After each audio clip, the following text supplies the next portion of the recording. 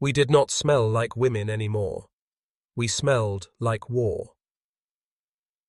By the time they captured us, our skin was caked with weeks of sweat, blood, and the sour tang of fear. We had marched through jungles soaked with rot, slept in ditches, hidden in barns, survived on handfuls of rice and bitter weeds.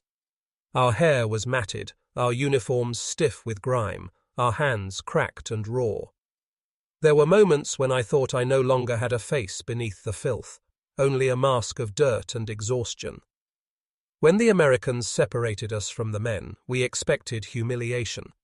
Our officers had whispered that the enemy was brutal, that they would strip us of dignity, perhaps worse. Some of us prayed for death rather than capture. Others clenched their jaws, determined to endure. None of us imagined kindness. The camp gates loomed like the jaws of some vast beast. Guards with rifles watched as we stumbled inside. My heart pounded, every step heavy with dread. We were led to a wooden building, plain, orderly, smelling faintly of soap and wood polish. That scent alone struck me harder than a blow. Soap. Real soap. I had nearly forgotten it existed. Inside, American women in uniforms waited. Nurses, perhaps, or volunteers. Their faces were calm, even gentle. One of them spoke slowly, pointing toward a row of buckets filled with steaming water. Then she held out a bar of white soap. At first, we recoiled. Was this a trick? My hands trembled as I reached for it. The bar was smooth, clean, almost glowing in the light. Its fragrance rose sharp and sweet, a scent so alien after months of stench that tears pricked my eyes. I pressed it to my nose, inhaling greedily. Around me, the other women froze, then gasped. Some covered their faces. Others began to sob. We were told to bathe. We stripped in silence, shame heavy, but the warmth of the water melted it away. I pressed the soap to my skin, lathering until grey froth slid down my arms. The scent filled my lungs, my hair, the cracks of my hands. I scrubbed and scrubbed as though I could erase the months of filth, the years of war. Beside me, one woman wept openly, her sobs echoing off the wooden walls. Another laughed hysterically, clutching the bar as if it were treasure. When I rinsed, the water ran black at first, then clear. My skin, pale beneath the dirt, reappeared. My face, once hidden, looked back at me from the bucket's reflection. I was myself again. Not a soldier, not a prisoner, but a woman. When we dressed in the clean garments provided, a hush fell over the room. We touched our hair, our skin, marveling. One whispered, "I smell like my mother's house." Another murmured, "I thought I would never feel clean again." The Americans watched quietly, offering towels, combs, cups of warm tea. They did not laugh at our tears. They did not sneer at our awe. They seemed to understand that this was no small thing. That night, in the barracks, none of us could sleep. We pressed our hands to our faces, breathing in the faint fragrance of soap that clung to us still. We whispered to one another like children, telling stories of baths long ago, of perfumes once dabbed behind ears before the war. For the first time since capture, since the war began, I felt dignity stirring inside me. A bar of soap had done what bullets and bombs never could. It broke me, and it remade me. And we did not yet know that perfume was still to come. Clean skin alone felt like a miracle, but the Americans were not finished. The morning after our first bath, we were summoned again to the same wooden building. The air still smelled faintly of soap, sharp and sweet, but another scent lingered now. Lighter, almost floral, like blossoms carried on wind. It tugged at something deep inside me. On a table lay small bottles of liquid, some clear, some tinted faintly pink or amber. Next to them, jars of powder and combs for our hair. One of the American women, her uniform crisp, her dark hair pinned neatly, picked up a bottle, dabbed her wrist, and held it out for us to smell. Perfume. The word seemed unreal, Perfume was for young girls dressing for festivals, for mothers preparing for weddings, for women in days of peace. Not for us, who had trudged through mud and ash, who had been reduced to shadows of ourselves. She gestured for me to step forward. My feet moved as if against my will. She dabbed a drop on my wrist, then another behind my ear. The scent rose, delicate yet powerful, wrapping around me like silk. My knees nearly buckled. I had forgotten what it meant to smell beautiful. Tears welled unbidden. I pressed my wrist to my face, inhaling greedily, then covering my mouth to muffle the sob that escaped. Around me, the other women were being anointed in turn. Some laughed in disbelief, others gasped, many wept. One whispered hoarsely, "I feel like a woman again."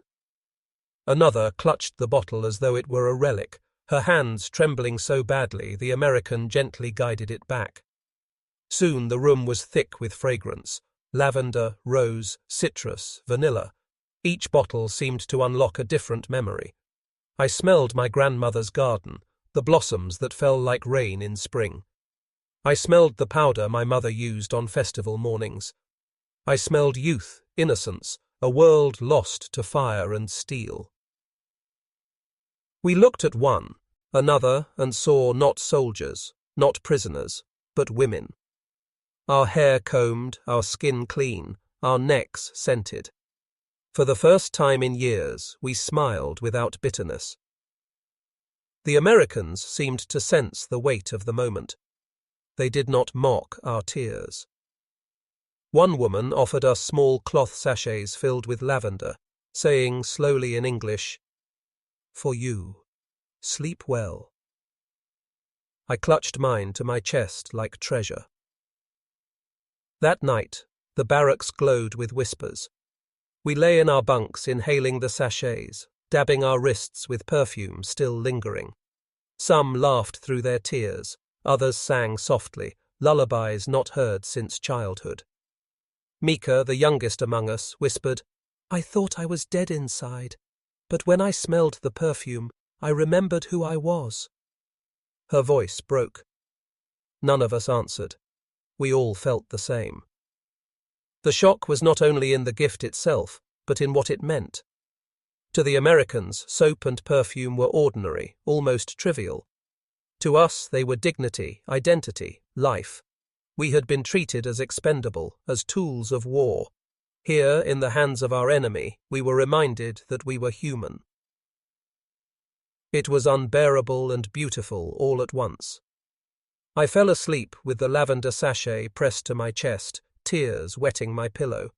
For the first time since the war began, I dreamed not of bombs or death, but of festivals and laughter.